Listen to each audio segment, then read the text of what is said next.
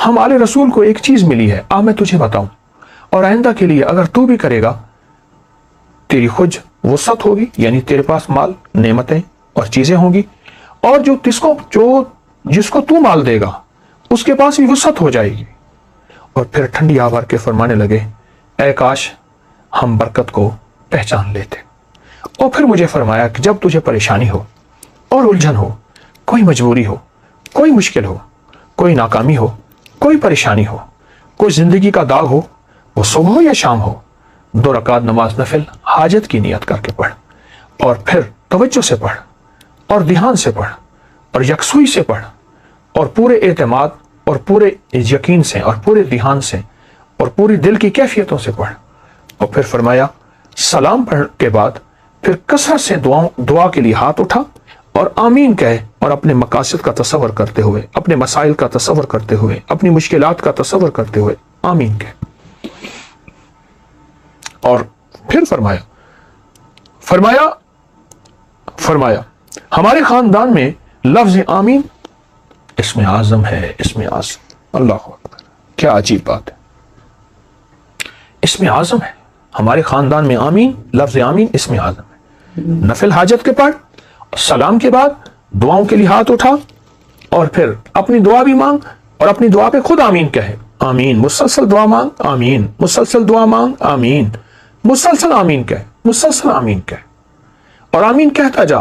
اتنی دعا مانگ لمبی اور اتنے دیر آمین کہے، تیرا دل مان جائے، تیرے اندر کا یقین کامل ہو جائے، تیرے اندر دل کی کیفیتیں مکمل ہو جائیں۔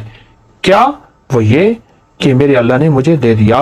اور میرے رب نے میری ضرورتیں پوری کر دی، اور میری مشکل حل ہو گئی،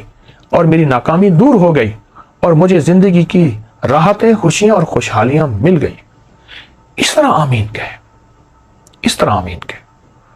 اور اس طرح آمین کہے کہ تیرے اندر سچا وجدان پیدا ہو جائے، سچا درد پیدا ہو جائے، اور تیرے اندر سچا یقین پیدا ہو جائے۔ متقی کہتے ہیں کہ میں حضرت کی بارگاہ سے سلام اجازت کے بعد واپس آیا، اور پھر زندگی میں جب بھی مجھے کوئی مشکل، مجھے کوئی پریشانی اور مجھے کوئی الجھن، اور میری زندگی میں جب کوئی ناکامی آئی یا کوئی بھی واقعہ، میں نے فوراً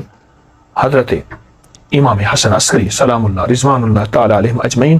کا عمل کیا، اور جب بھی کیا میں ہمیشہ کامیاب ہوا، اور جب بھی کیا میں ہمیشہ سرخرو ہوا، اور مجھے رزق بھی ملا، صحت بھی ملی، عزت بھی ملی، وقار بھی ملا، شان و شوکت بھی ملی، اور مجھے زندگی میں کامیابیاں ملی۔ اللہ والو، یہ بڑے تھے ہمارے، اور بڑوں نے ہمیں اللہ سے مانگنا سکھایا، اللہ کے خزانوں سے لینا سکھایا، اللہ کی بارگاہ میں کیا ہے، اس کے خزانوں میں، زمین آسمان میں، ہمیں یہ سکھایا۔ یہ عمل آپ کو واقعہ بھی، جہاں ان کی سخاوت، جہاں آل البیت کی عظمت، جہاں آل رسول کی نسبتیں اور ان کی ہستیوں کا کمال، وہاں ایک عمل بھی ہے جو ہماری زندگی میں، اور شیخ متقی فرماتے ہیں بس